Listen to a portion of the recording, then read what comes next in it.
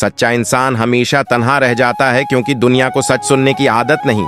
सबसे खूबसूरत इंतकाम कामयाबी है, क्योंकि ये तुम्हारे दुश्मन को सबसे ज्यादा तकलीफ है देता है।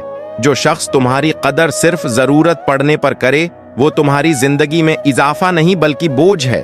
कभी किसी का दर्द मत बनो, क्योंकि वक्त के साथ लोग जख्म हो जाते हैं, भूल जाते हैं, मगर तकलीफ नहीं। जो तुम्हें बार बार वजाहित करने पर मजबूर करे, वो तुम्हें कभी समझ नहीं सकता। दुश्मन को बगैर हाथ लगाए तबाह करने के 3 उसूल।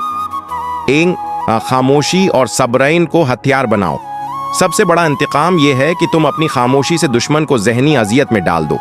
2, खुद को इतना बाहर मत बूतान बनाओ कि हम अपने हम वतनानों को उसके बारे में आगाह करें। दुश्मन कमजोर महसूस करे। अपनी तरक्की पर फोकस करो, क्योंकि दुश्मन चाहता है तुम पीछे रह जाओ।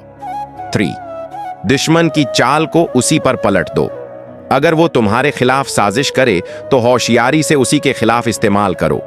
कभी कभी दौड़ जाना जरूरी होता है, ताकि लोग तुम्हारी अहमियत समझ सकें।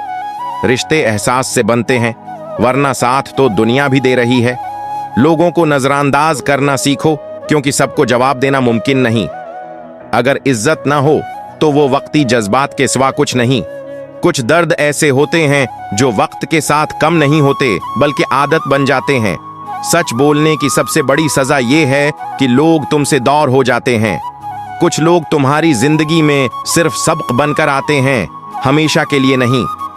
दुनिया वो वाहिद किताब है जो कभी नहीं पढ़ी जा सकती, और जमाना वो उस्ताद है जो सब कुछ सिखा देता है। गुरूर किस चीज पर?